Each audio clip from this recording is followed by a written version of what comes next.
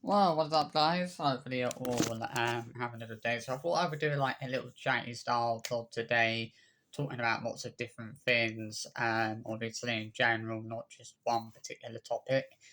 So a lot of you guys, obviously I have been watching. I've watched a few of the Enum's vlogs lately, but not many of them.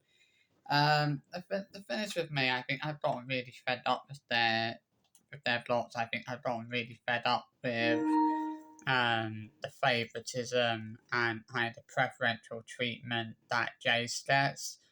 I mean, there's no denying. I think at this point, I think there's no real denying that Jace is really badly favoritized by both, by Chris and Sarah, and the preferential treatment is just unbelievable. It's undeniable at this point. Um, well, it's extremely undeniable. I mean that Instagram post that Sarah put out saying that talking about Jay, saying about how he said that he would do anything for obviously Aurora and Milo, and I just thought to myself like, pull the other one. We all know Jace never actually said that. We all know that. We all know that she was talking absolute bullshit. I mean, when is she not? It's just ridiculous. I mean, they why? I mean, Jason can't even ride a normal bike. So why the heck have they brought him a motorbike?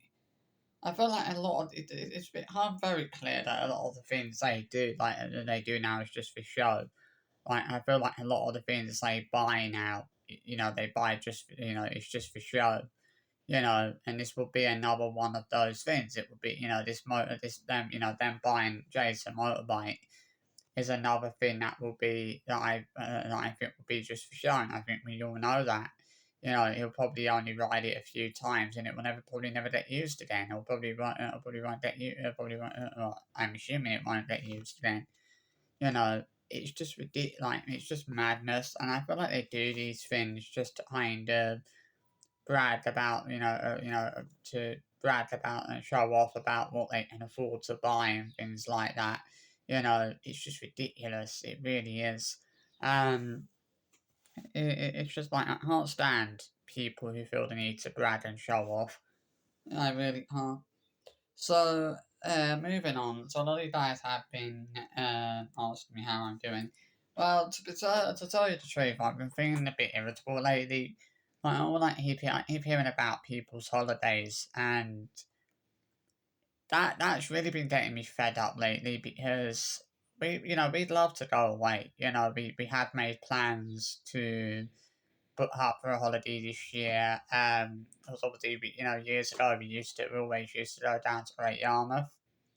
That is a place that holds a lot of special memories for us as a family, and memories that we look back on with great fondness, and memories that we will always cherish, and they will always be very special to us. And memories that, in a way, have kind of become a lot more sentimental to us now, and and have kind of started to mean a lot more to us. Since my granddad passed away a couple of years ago. Um, I mean, obviously, he always used. I remember it was obviously he always used to drive us down there. So obviously, we never, obviously, at least we weren't having to pay our train fares. I mean, it's like every year we make. Well, the last few years we sort of made plans to put up and go away, but then, financially, we've not been able to afford to do that. And I know that we'd love to do that, but financially, at the moment, it's for us financially, it is financially impossible. It's one of those things that we just cannot do. I mean, to be honest, if I would put up anywhere, I certainly wouldn't put up Vauxhall Holiday Park. Not after some of the reviews I've read on online. Some of the reviews I've read were very, very bad. A lot of people have said that it's gotten very expensive there. It's just not good, like not that good anymore. Um, 'Cause it used to be like a privately owned park, but now it's owned by Park Dean. Well, for the last several years, it's been owned by Park Dean Resorts. And Park Dean Resorts have ultimately made a lot of changes that were not all good. They've replaced Louis the Lion with Sparky with Sparkle the Rabbit, and I think obviously they've always been like the face of park theme resorts for a few years now, and it's just ridiculous. Like Vauxhall Holiday Park, for as long as I can remember, it's always been Louis the Lion. It's never been Sparky and Sparkle the Rabbit.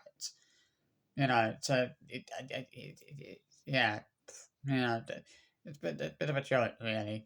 Um, I mean, obviously, I think the thing is with Vauxhall, years ago, it felt like there was always that kind. It was one of those holiday parks here in the UK that always felt like it had that sort of nostalgic vibe about it. I don't know what it was about Vauxhall, but it always felt like it had that nostalgic vibe about it, and I think that's what I really loved about it was the nostalgic vibe that it had. But a lot of people have said that that nostalgic vibe just isn't there anymore. It's gone basically. Um, it is sad to see that obviously people have been put off going back to Vauxhall and have said they won't be going back there again because things have gotten so expensive. Because I remember a time where Vauxhall was probably one of the most affordable holiday parks here in obviously in the UK. It was probably especially in Great Yarmouth. Um, and there was a time where it was one of the best holiday parks, but now it's one of the worst.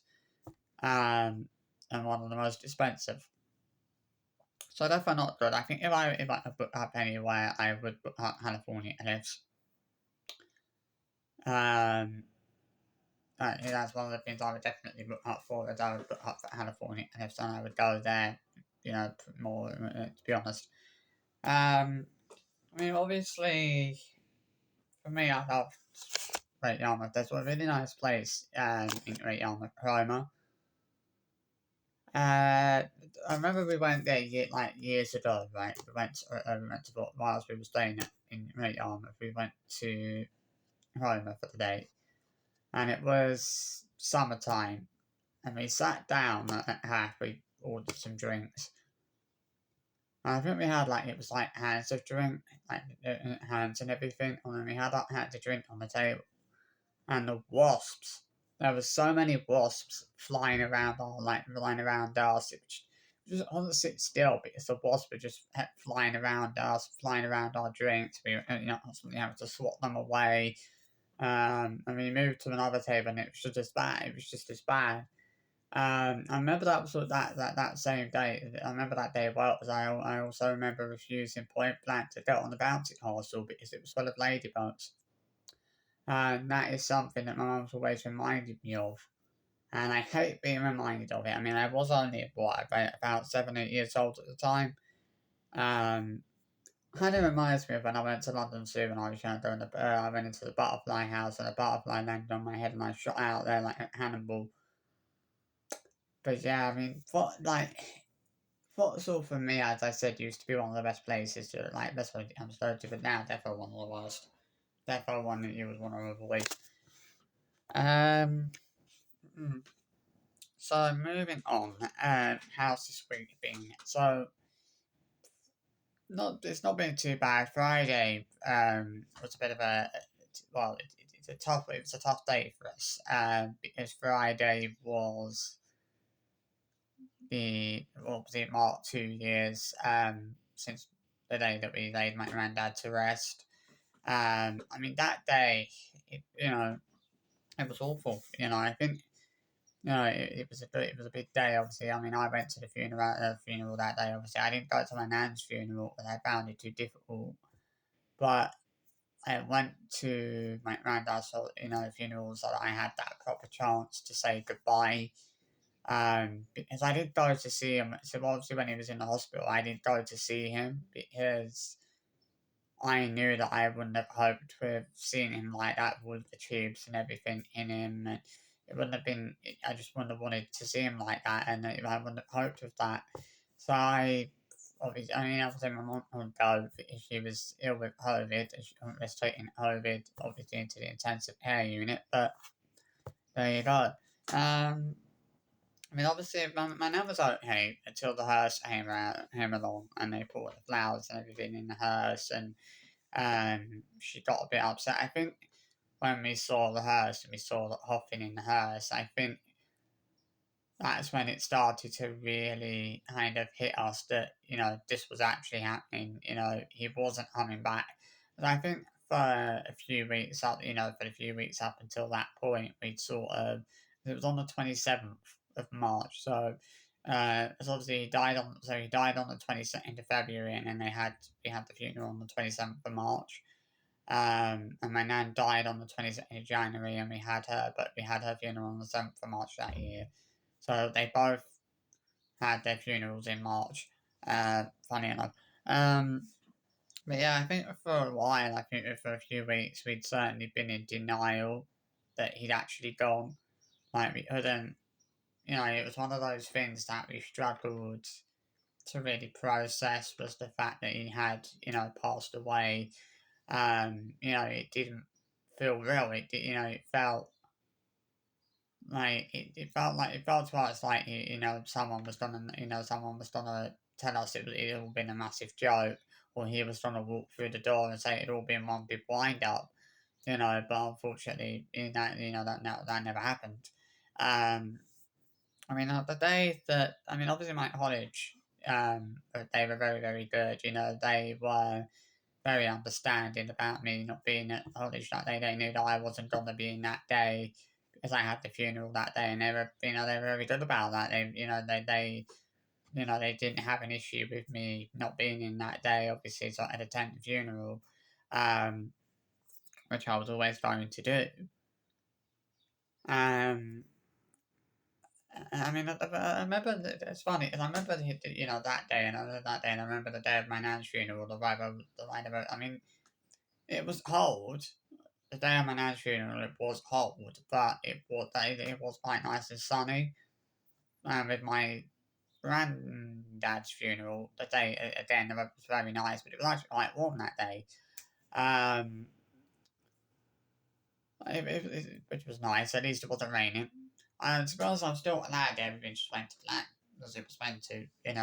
We had him cremated, which right. Obviously we had my aunt cremated as well. That's what she wanted.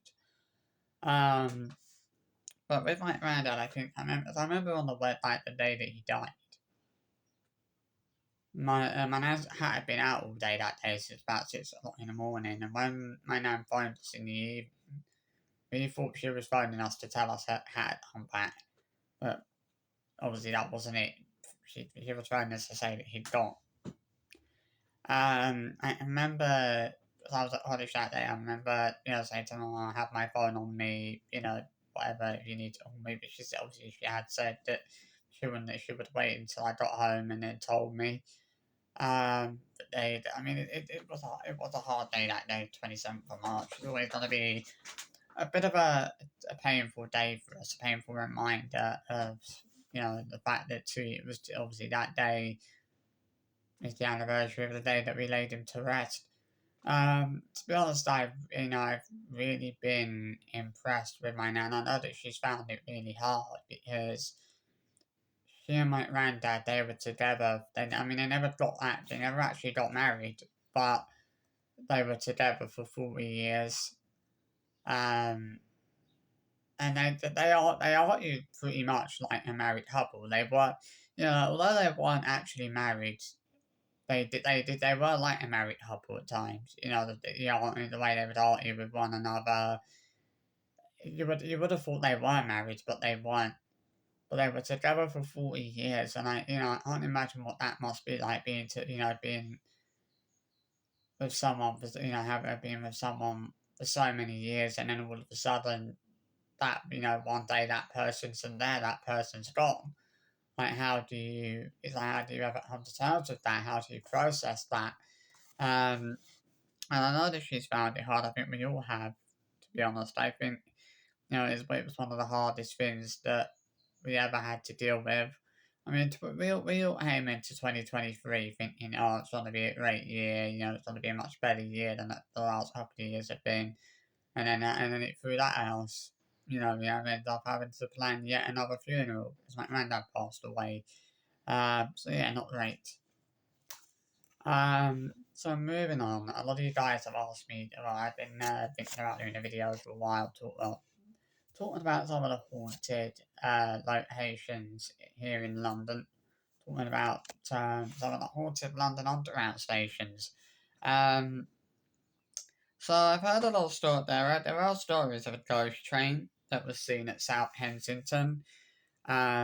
Basically, someone got off the chip, and this was back in 1928. Apparently, sort of a passenger person got off the platform, got off the train, and they were stood on the platform. Their train left, and then another train came in. Um, and apparently, there was a man hanging from the side of the train, and apparently, that train vanished into the tunnel and was never seen again. Until 2013, when another person had actually reported a similar experience. Um, I mean, obviously, but the thing is with this London, with this like this ghost story. I mean, I find I'm not saying that I don't think it happened, but I find it a little bit hard to believe because there's not really a lot of information about it online. Like there's I mean there's certain tidbits of information about it online. The only real information is that this person had got off the train, they were stood on the platform, their train had left, and another train came in, and there was a man hanging from the side of the train. That train vanished into the tunnel, was never seen again. From what I heard, though, they did do some research into this, and they were able to confirm that the train that was supposedly seen that day never existed. And you're thinking, well, how could somebody have seen a train that never ever existed? Like, it doesn't make sense. And I feel like, I mean, that's the only real kind of story that I've ever really doubted is the story of the Phantom Ghost train at South Kensington. Like, there's just not that much information about it. There's not really anything, online that proves that it was genuine and that it did actually happen. And you've also got the fact that obviously they did sort of do some research and were able to confirm that the train that was supposedly seen that day had never existed. So make it that if you will. Now the one that always stands out to me is the ghost story that comes from London Liverpool Street Station. So obviously you had the station supervisor, walking about the station. His colleague was up in control room looking at the CCTV, and his colleague had seen a man in white was looking at the CCTV, and he had seen a man in white overalls. He'd seen this man in white overalls on the entrance to the eastbound Central Line tunnel. So the station supervisor went to see if they could find this person, but couldn't find anyone. And they were talking like going back and forth on the radios. The station supervisor was saying to his colleague, are you sure you can see, are you sure that you can see someone on the CCTV cameras? And he was saying, yeah, I'm looking at the CCTV cameras. He was standing right next to you at one point. Obviously, the station supervisor was walking up and down the platform, couldn't see anyone. He did that about 3 times. He walked up and down the platform, but couldn't find anyone.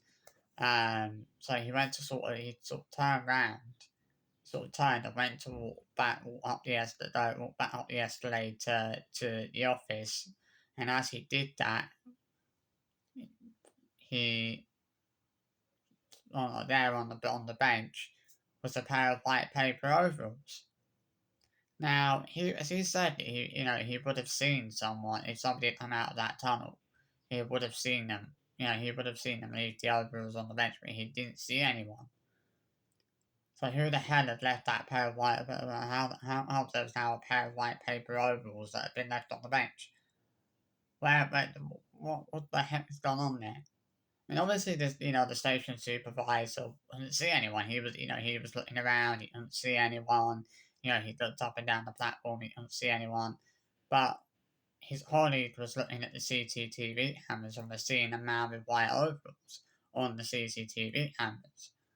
So it's a bit mad, the fact that the station supervisor couldn't see anything, but his colleague was looking at the CCTV cameras and could see a man with white overalls on the CCTV cameras.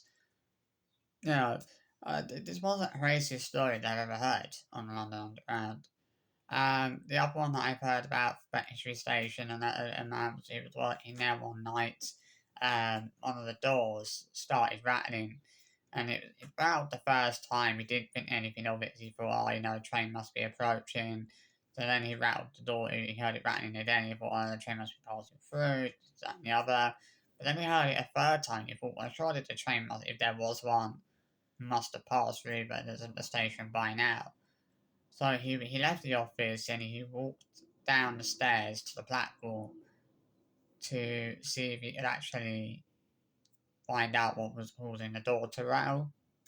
And of course, when he got down onto the platform, he heard flying no pause for the door rattling. So he sort of turned around and went to walk back up the stairs to to the office. And as he was walking up the stairs, he got this feeling of someone standing behind him watching him. And he sort of turned around, and as he turned around, and he said that when he turned around, there standing in front of him was a woman in a long white dress, and she had no face. And upon seeing this woman, he literally turned and he ran right up the stairs and ran into the office, and his colleague was in the office. And his colleague said to him, "Are you okay? You look like you've seen a ghost." So he said to his colleague, "Yeah, I think I have." So his colleague said to him, "Was it a woman in a white dress with no face?" And he said to his colleague, "Yes, it was." So his colleague said to him, I've seen her as well." So a bit crazy, especially she was the ghost of one of the people that died, of a woman that maybe died in the train crash that happened in that area, in that one outside the station, I think it was, years and years and years ago. Obviously got Bethnal Green now. Bethnal Green, and so years ago, obviously this was during, I think it was during the Second World War. What it was, the air raids. Back then, a lot of the London Underground stations were used as air raid shelters. And what happened was, one night, the air raid siren started going off, and people started panicking and they started running down into the station, into what was being used as an air raid shelter, and they started running down into the station. And a woman was running down the stairs, and she had a baby in her arms, and she dropped the baby as she was running down the stairs, and she bent down to pick the baby up, and as people were running into the station, it was all falling over her, and it caused loads of people to get crushed. I think over 100 people died that day. The majority of them being women and young children, which is kind of what relates to, and next to the stories that have been reported by people that work at the station. There's a story where a man one night was working at the station. He was getting ready to finish his shift. He'd done one last search of the station to make sure that there was nobody else still in there. He closed it up as obviously this was before the night tube had started running. He'd locked the station up for the night, and he'd gone into the office to fill out some paperwork. And whilst he was in the office, he started hearing the sound of what sounded like women and children, like the voices of women and children. So he went to investigate. He went to the area where he could hear these voices coming from. But when he got to that area, there was no one there. Like the corridor that he could hear the voices coming from was completely empty. There was nobody there. And he was like, "Well, what the hell was that?" As he knew what he heard. But obviously, when he went to investigate, there was nothing there. As he thought there was still people in the station. That's why he went to investigate, because that's what he thought. He was hearing these voices, and he thought that there was people still in the station, even though he'd actually done a massive search of the station and was 100% confident that there wasn't anybody else still in the station. He still went to look, and of course, the corridor was completely empty. There was no one there. So what the hell was going on there? Very, very spooky. There's also one about a man with an old tilly lamp that's been seen at in an opening between Over and Stockwell on South Island Place. Um, one station supervisor they was doing a track walk one night between Oldham and Stockwell, and they got to they passed the opening at South Island Place, and they came across a gentleman working there, and he had one of these old oil tilly lamps. And he said to this gentleman, he was talking, about how he thought those tilly lamps had gone out of fashion years ago. And the gentleman said to him about how he preferred to use those old oil tilly lamps. And they carried on having a conversation, and then the station supervisor carried on to Stockwell. And when he got to Stockwell Station, a light controller was waiting for him. And the light controller said to him, "Oh, where have you been?" And the station supervisor said to him, "Oh, I was talking to the gentleman that's working down at South Island Place tonight." So the line controller said to him, "But you can't have been talking to anybody down there." So he said to the station supervisor said to him, "But I was." So the station supervisor, so then the light controller said to him, "But I haven't got anybody scheduled to be working down at South Island Place tonight." Um, and they went down to that section of the track to investigate. Obviously, there was no one there. The man that had been there not long beforehand, I believe he vanished. So yeah, but apparently the story is that years and years ago there was a man working in that area, working at South Island Place one night, and he was wearing those like ear protectors. He was using loud machinery, so he was wearing these ear protectors, and because he was wearing these ear protectors, he couldn't hear the sound of an oncoming train, and the train came and killed him. There's also been talks about Hennington Loop being haunted as well. Apparently, drivers who have been waiting on the Hennington Loop to go back southbound have heard the doors on it, how like the interconnecting doors on it, carriages opening, but when they've gone to investigate, no one there. Now again, that was there are stories of a man who years and years ago was trying to move between the carriages of a moving train. Don't ask me why. And he slipped and fell onto the track. He fell underneath the train, and the train unfortunately dragged him into the Hennington Loop and killed him. And since then, in the years since then, that's where obviously his story, obviously his stories are that is his ghost that it's causing the interconnecting doors on the trains to open. There's also talks about there was talks at one point that Covent Garden Station was haunted. I don't know if it still is, but years ago people used to report seeing a ghost of a man named William Terrace. Now it's funny because his ghost has also been seen at the Adelphi Theatre, which is where he died. Basically, he was stabbed out on the Strand, outside the theatre. I think it was back in 1898. I think it was. He was stabbed by a rival actor, Richard Archer Prince, outside the theatre. And I found out about I knew about this before we went to the show. Last month we went to see we went to see the Back to the Future musical, and I was shit scared about going to Adelphi because I knew I'd heard the stories about William Terrace and his ghost had been seen there. Um, I was a little bit skeptical about it, but thankfully didn't see anything myself that night. They say the reason that William Terrace's ghost haunts Covent Garden Tube Station is before Covent Garden Tube Station was there, on that site there was a bakery. Now, William Terrace used to visit that bakery quite often, and then obviously that bakery was knocked down to make way for Covent Garden Tube Station, and they believe that was why William Terrace used to haunt the station, because that was where, that was the site of the bakery that he quite often used to frequently visit. So, yeah. But I mean, there are so many. This is the thing with the London Underground. Like, there's so many different stories that come from like different stations. That are reported to be haunted, and it's fascinating to hear the stories that about the London Underground, and the paranormal the paranormal experiences that some people have had, which are absolutely terrifying, to be honest. I remember there was years ago there was a woman she was on the Bakerloo line, and she took a picture, and in the reflection of the window there was a man in an electric chair. I've seen that story quite a bit, but I don't know what to make of that, to be honest.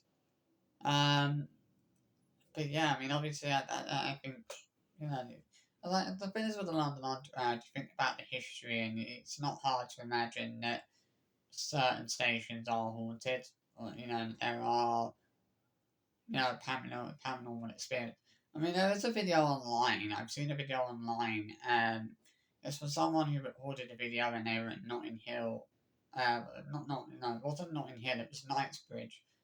They were at Knightsbridge station in West London, and they had their hammer kind of shooting towards the train, like the tunnel, and it came to capture the ghost, sort of peeking out from from the tunnel. But I mean, I've seen that video, and I don't think there was anything. I personally didn't see anything that would be classed as a ghost. I mean, the other one that really that I will prefer that I will move on. The other one that does stand out to me is the which one it is now. But there is one that's always stood out to me. It's oh yeah, that's one. Elephant and Castle. They say Elephant and Castle is haunted. Apparently, people have heard footsteps running up and down the platform. So make of that as you will. But yeah, just something to think about. London Underground Station. Certain Underground stations are actually reported to be haunted. So there you go. Um, so moving on. A lot of you guys have wanted me to I thought I would do a video talking about some of the. I thought I would talk about some of the football results of the weekend. So, as a United fan, as a Man United fan, I'm absolutely um, delighted for Newcastle fans. I was watching their trophy parade yesterday. Celebrating winning the Carabao Cup. I mean, I might be a Man United fan, but I'm so delighted for all of the Newcastle United fans who got to enjoy that moment yesterday and celebrate that. Obviously it's been so many years since they were able to celebrate winning a trophy. I mean, you think about it, there were so many Newcastle fans who travelled to Wembley for the Carabao Cup final back in 2023. Obviously, they won the Carabao Cup final against us, and I was so gutted for them that day. They lost the game against us. So the fact that they were able to do it this time round.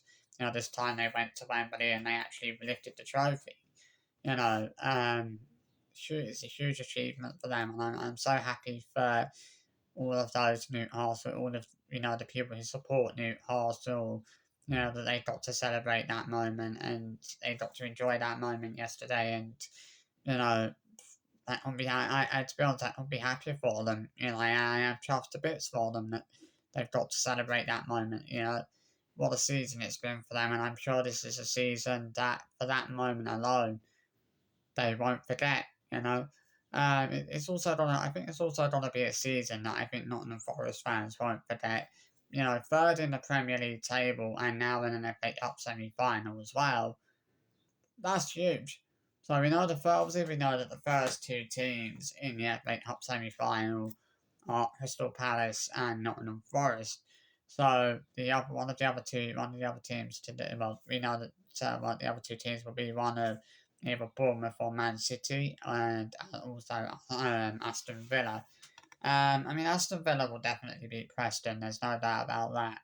Um, I'd love to say that I think Man City will beat Bournemouth, but I think if Man City are going into that game on better form, I would say probably that they will beat Bournemouth. They would beat Bournemouth without a doubt. But because Man City's form going into this game has been so shaky, I'm not as confident that it will not. I honestly don't think it will be a walk in the park for them. Especially when you think about how good Bournemouth have been this season, it's not going to be an easy game. A lot of I think a lot of the big teams have found it quite tricky against Bournemouth this season, and I think Man City today will find it tricky against them. I mean, I think if Man City are at home, I think it probably would be you probably would favour Man City, but I think going away to Bournemouth in an FA Cup quarter final, it's going to be a tricky game. As Bournemouth, you know for a fact that Bournemouth are not going to go down without a fight today. They're gonna do whatever they can to overcome Man City and put their place in an FA Cup semi-final. I would be absolutely shocked if Man City actually went out of the FA Cup today. I mean, they had to up from 1-0 down against Plymouth, which they did. They've made it to the FA Cup final 2 seasons in a row. Are they going to do that? Is it going to be a third FA Cup final in a row for City? Maybe, I don't know. But you look at the teams that are in. I mean, the only team that, well, the only two teams, if they did get through, the only two teams that would potentially stop them from reaching the FA Cup final would be Aston Villa and Nottingham Forest. And Nottingham, I mean, City this season, it's been a weird one for them. You wouldn't think that you wouldn't have thought they weren't gonna be in the Premier League title, like they weren't gonna be in the title race this season. I don't think anybody would have predicted that. This season has been one of those seasons where so many crazy things have happened. You look at the start of the season, no one would have predicted that Newcastle were going to win a trophy this season. Nobody would have predicted that Nottingham Forest were going to be third in the Premier League and looking at Champions League football and in an FA Cup semi-final. Nobody would have thought that Man City would be out, wouldn't even be in a title race this season. Nobody would have thought that Man United and Tottenham were going to be finishing, outside of the top 10 this season. But that is obviously what's happening. It's just been one of those. I mean, is the season a one-off? Is it a fluke? I don't really know. But it has been one of the craziest seasons we've had in a very long time. This has been one of those seasons I don't think anyone will forget for a long time. What I mean, obviously we still got we still got we still got a few games left of the season, but this is that point in the season where you think about how much of a crazy season it's been, and it has been extremely crazy. I'm amazed at how huge this season's been and how crazy it's been. But yeah, what a season, absolutely incredible. So moving onward bound. Um,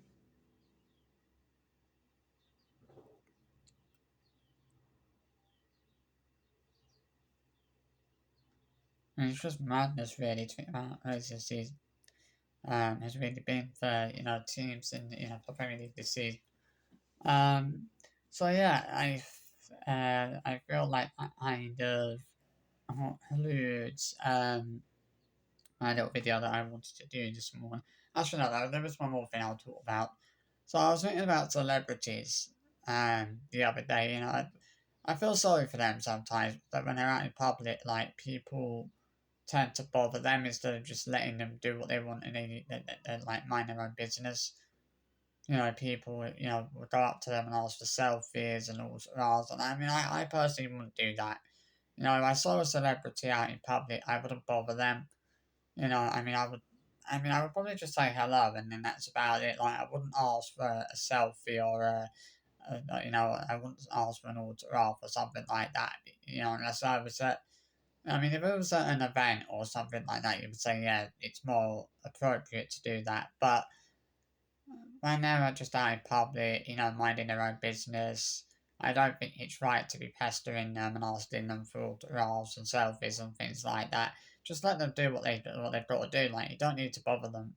And the thing that really that I do not agree with is that I have seen incidents where people have been taking pictures and videos of celebrities when they haven't been given permission to do that, and I just don't agree with that. To be honest, it's like why would you think it was okay to take pictures or film someone when you've not been given permission to do that? if you've not been given permission to take pictures of someone or film someone, then don't do that. You know, it's not a, it's a really sort of disrespectful thing to do. If you've not been given permission to take pictures of someone or film someone, then do not do that. You know, it's like when the thing that really pisses me off, right? You see videos online, like someone gets stabbed, or there's been a car accident, or there's been some kind of major incident.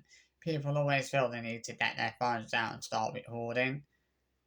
And I just think to myself, like, why would you need to film that? Why would you want to put that out there on Facebook? You wouldn't want to do that. You wouldn't want to put you in like put that out on any social media platform. Have some respect for the people involved and don't stand there filming things like that. Simple as that.